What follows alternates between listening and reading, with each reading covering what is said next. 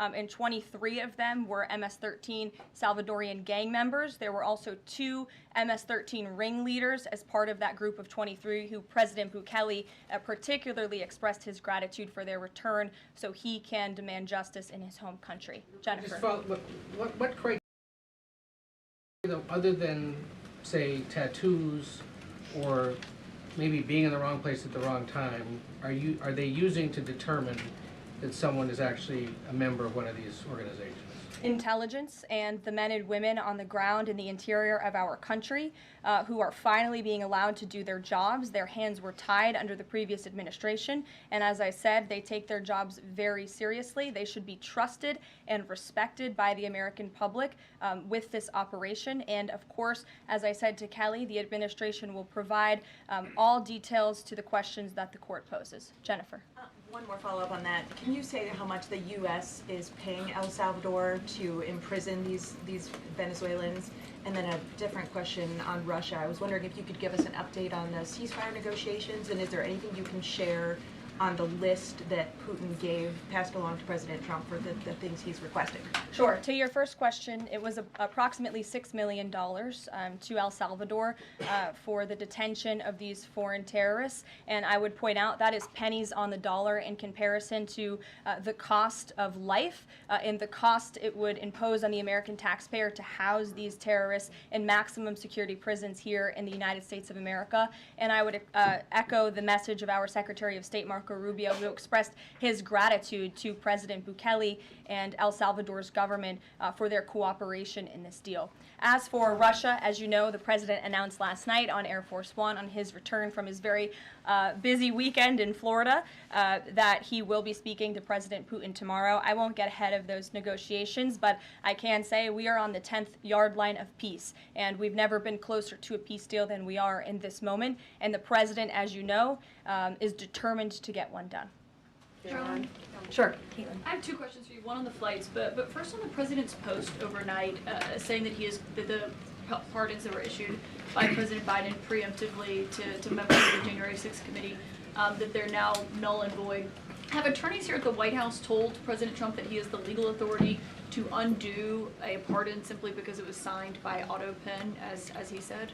The president was begging the question that I think a lot of journalists in this room should be asking about whether or not the former president of the United States, who I think we can all finally agree was cognitively impaired. I know it took people some time to finally admit that, but we all know that to be true, as evidenced by his disastrous debate performance against President Trump during the campaign. I digress on that. But the president was raising the point that did the president even know about these pardons?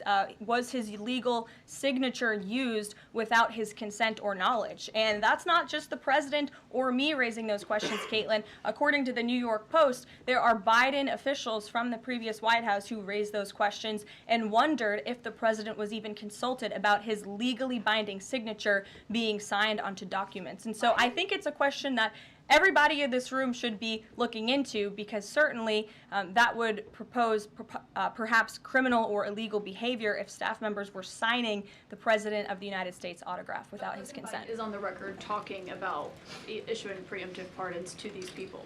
But was he aware of his signature being used on every single pardon? That's a question you should ask the Biden Is White there any House. evidence on that he wasn't aware of it? You're a reporter. You should find out. Okay, Sean. on the flights, so I have a question on the timeline of the flights. You keep talking about the judge's written order, which hit the docket Saturday night at about 7:26 p.m., but he issued a verbal order before that at about 6:45 and 6:48 p.m. based on the court hearing, a verbal order from the bench. Does the White House feel the need to comply with a verbal order from this judge? Again, as I said, all of the planes subject to the written order of this judge departed U.S. soil, U.S. territory before the judge's written order. But what about the verbal order, which of course carries the same legal weight as a written order, and said for the planes to turn around if they were in the air? There's actually questions about whether a verbal order carries the same weight as a legal order, as a written order, and our lawyers are determined to ask and answer those questions in court. Sean. Hey, so on Friday, the president suggested at length that it should be illegal to criticize judges,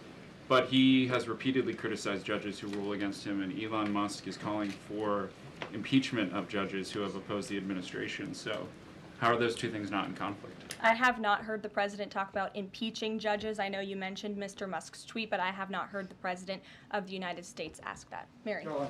Hey, thanks, Caroline. I wanted to ask about this video I saw this morning set to the tune of, I believe, Closing Time about deportations of illegal migrants. What's the strategy behind the White House's videos they've been putting out on this, and can you kind of talk us through the thinking on these videos? Sure. I think the White House and our entire government clearly is leaning into the message of this president. And we are unafraid to double down and to take responsibility and ownership of the serious decisions that are being made. The president was elected with an overwhelming mandate to launch the largest mass deportation campaign in American history, and that's exactly what he is doing. And to this very day, we are now, I think, 56 or 7 days into the administration by my count. The president still receives an overwhelming public support for the policies that he is enacting. So we are unafraid to message effectively what the president is doing on a daily basis to make our communities safer. And the specific video you referenced, I think it sums up our immigration policy pretty well. You don't have to go home, but you can't stay here. Go ahead. Thanks, Caroline. I have two questions. First, will President Trump put sanctions on Russia if the talks on Tuesday don't go as hoped? And secondly, have any illegal immigrants self-deported through CBP home yet? To your first question, it's something the president has floated, and certainly he's willing to do if necessary. I don't have anything to read out, and I would never get ahead of the president on such a serious decision. To your second question about the CBP Home app, I would have to check in with the Department of Homeland Security, but it's a great question, and we're very proud to repurpose this app, which the Biden administration abused to facilitate the mass illegal entry of illegal immigrants into our country. It was like a fast pass at Disneyland. That's not happening under this administration. We are encouraging illegal immigrants to actively self-deport to maybe save themselves from being in one of these fun videos. Caroline. Sure. John, good to Thank see you. you. After President Trump strafe-bombed the Houthis yesterday, he said that if they retaliate, he was going to personally hold Iran accountable for that. Holding them accountable, what would that look like? Well, I would defer you to what the president put out this morning, John, where he said very clearly, I will read it, "Let nobody be fooled. The hundreds of attacks being made by Houthi, the sinister mobsters and thugs based in Yemen, who are hated by the Yemeni people, are all created by Iran. Any further attack or retaliation by the Houthis will be met with great force, and there is no guarantee that the force will stop there. Iran has played the innocent victim of rogue terrorists from which they've lost control, but they haven't lost control. They are dictating every move, giving them the weapons, supplying them with money and highly sophisticated military equipment, and even so-called intelligence. Every shot fired by the Houthis will be looked upon from this point forward as being a shot fired from the weapons and leadership of Iran. And Iran will be held responsible and suffer the consequences, and those consequences will be dire." That is a statement from the President of the United States just moments ago. I have nothing additional to share, but our message to Iran is you better take this president seriously, and I think the Houthis learned that the hard way this past weekend. As I said in my opening remarks, there's a new sheriff in town, and this president is not just going to sit on his hands and allow terrorists to launch attacks on commercial vessels and U.S. naval ships. Those actions will not be tolerated. Sure, Edward. Yeah, thanks. Caroline, on the economy. So after mostly a down week last week in the economy, you've been very vocal as well as other cabinet members about how we're in a transition and about how this economic transition, and there's a plan, a long-term plan for tariffs on this. How concerned is the president that the markets and Americans, for lack of a better term, will freak out over these tariffs and be concerned about a long-term plan? Sure. I think I've been asked this question and answered this question respectfully, Edward. We are in a period of transition. The president has made that clear. He also has made his belief in tariffs and what they will do for our great country clear, restoring wealth back to our country. And if you look at the president's first-term economic formula, massive deregulation, tax cuts, lowering the cost of living with an energy boom, which the American people can expect soon. Wall Street and Main Street should both be assured by what President Trump did in his first term. It's the exact same formula. In fact, I would argue it's even better this time around. And if you look at some of the economic indicators in the last week, the latest CPI report last week beat expectations. Inflation is cooling. Core inflation dropped for the first time in 4 months. The national average of the price of gas is down 42 cents from 1 year ago. And there was also a new report out this morning about wholesale egg prices. They continue to fall. A dozen eggs are now $3.10 cheaper since January 24th. First, that's a 47% decrease overall. So I think the American people do have great reason to be optimistic about this economy. And as I've said repeatedly, it continues to be true. The administration has a whole of government effort to fix the economic mess created by Biden. So the president's pointed to that April 2nd tariff deadline, so to speak. Is the tariff back and forth sort of done now? We're just all looking towards April 2nd? Well, I think the president would tell you that all options are always on the table, and he's always ready to respond if he feels the United States is being unfairly treated by our allies and also our competitors around the world. But yes, the April 2nd day is a big day for the country, as the president has said. Reciprocal tariffs will go into effect. We'll have more details on that as the date nears, but our entire trade team, Secretary Lutnick, Secretary Bessent, the vice president has been quite involved in these talks and discussions as well about what that will look like.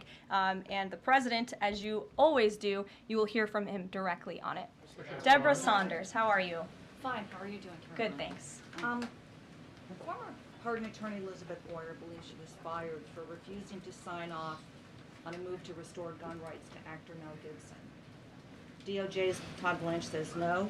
But I want to know, is the administration dedicated to restoring gun rights to felons who served their times? I ask this because I've talked to people who were pardoned. They felt that was important. Of course, this isn't necessarily for a pardon. What is the president's thinking on this issue? After you've served your sentence, should you have gun rights? It's an important question. It is one I have not spoken to the president about on his views, but I will take it to him this afternoon. I will tell him you asked, and we will get you an answer.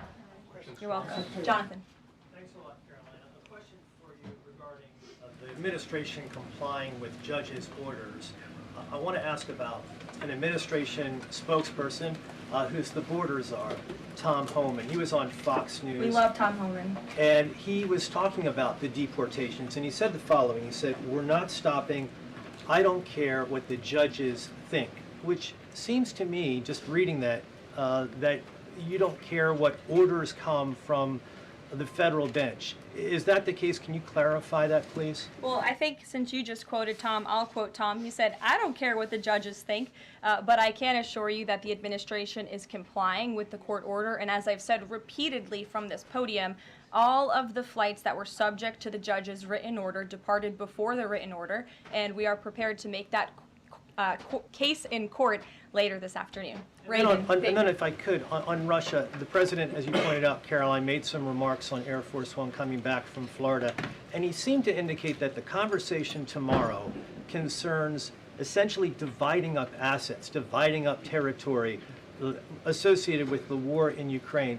Has President Zelensky given President Trump that authority? Is that what is going to take place tomorrow? Well, as you know, the president and his entire national security team have been engaged directly with President Zelensky and the Ukrainian team, and that has been part of the discussion between the president's team and the Ukrainians. As for where those lines will be drawn or any specifics, I am not going to get into that from this podium. It would be unwise for me to get ahead of the president's call with President Putin tomorrow. But again, I can assure you, in the effort of transparency, as this president always does, you will hear from him or one of us directly after that phone call tomorrow. Reagan. Thank you, Caroline. There's a lot of focus on the judicial branch right now. The president has about 40 judicial appointments that he could make at this moment. Do you have an update on what the timeline would look like for those judicial appointments? And does the president have a list of potential nominees that he's vetting? I do not have an update on a timeline, nor do I have a list, but I can certainly have our team gather that for you and provide it. You're welcome. Sure. Go ahead. Sure. Thank you, Caroline. So the president is visiting the Kennedy Center this afternoon to attend a board meeting. A question about what happened a few weeks ago. The Kennedy Center got bomb threats targeting a performance by Shingyun Performing Arts, which is an American company showcasing China before communism. This company has been targeted, unfortunately, by the CCP for years. I'm wondering if this administration has a response to this, and also as the president is putting an emphasis on arts and culture, what's the administration's message to potentially foreign state actors who are trying to disrupt that in the U.S.? don't disrupt it. This administration will take that very seriously and hold you accountable. We obviously condemn any violence or threats of violence against American institutions. And the president will be traveling to the Kennedy Center later this afternoon. I look forward to going with him. As you know, he is now the chairman of the board of the Kennedy Center, where he hopes to restore arts and culture that embrace American tradition, don't disparage it, as we have unfortunately seen over the past several years. The president will be doing a tour of the center. In his business developer mind, I'm sure he will make some recommendations on how the center itself can be improved, but also will be discussing perhaps some future plays and musicals and theatrical programs that the center will be hosting under his new leadership and the board's new leadership. Daniel. Will the president be discussing with Putin tomorrow the future of Volodymyr Zelensky, sort of a follow-up to John's question? Again, I've been asked and answered this question now. I'm not going to get ahead of the president's discussion tomorrow, but after the phone call takes place, I can certainly provide a readout. Daniel. Caroline, thank you so much. You mentioned earlier in the briefing that you guys are at the 10-yard line of peace. Given the amount of progress that you've made in such a short amount of time, is that an indictment of the previous administration's foreign policy stance, and is it just more proof that you need to talk to people to sort of get things done? I think so. I think the previous administration is the reason this war began. As President Trump often says, this war would have never started if he were still in office. It only started because of the incompetence and the weakness of the previous administration. And President Trump is very proud of the progress that he and his team have made in such a short amount of time. And hopefully tomorrow that progress will move forward. Sure. Thanks. There have been some media reports just in the last few hours that the administration has decided to withdraw from the International Center for the Prosecution of the Crime of Aggression against Ukraine, which is designed to hold Putin accountable for war crimes. Are you able to confirm that? And if that has occurred, why has that occurred? I'm not able to confirm it because I have not heard that. I will caution, I know there have been many inaccurate and misleading reports from Reuters lately, so I would caution anybody taking that seriously, but I can check in and get back to you. Great, thanks, Caroline. Is it the president's belief that the Justice Department should be investigating members of the January 6th Select Committee? Is he directing the DOJ to do that? As the president made it very clear in his address on Friday, I believe some of you were there, I was there, he made his vision for what he would like to see of the Department of Justice very clear, but he said that he has appointed great people in Attorney General Pam Bondi and also in our FBI Director Kash Patel to do what they think is best for our justice system and to stop the weaponization of justice that we saw under the previous administration against not just President Trump but his supporters as well. We want to restore the Department of Justice to an institution that focuses on fighting law and order and crime and putting real criminals behind bars, not targeting Americans because of their religion or their political speech. We saw that under the previous administration, and it's unacceptable to this president. And just to follow up really quickly on just Homan's comments from earlier. A few weeks ago in the Oval Office, the president said he will always abide by the courts. We heard what Tom Homan said earlier today. So I'm only asking just to be clear for the American people.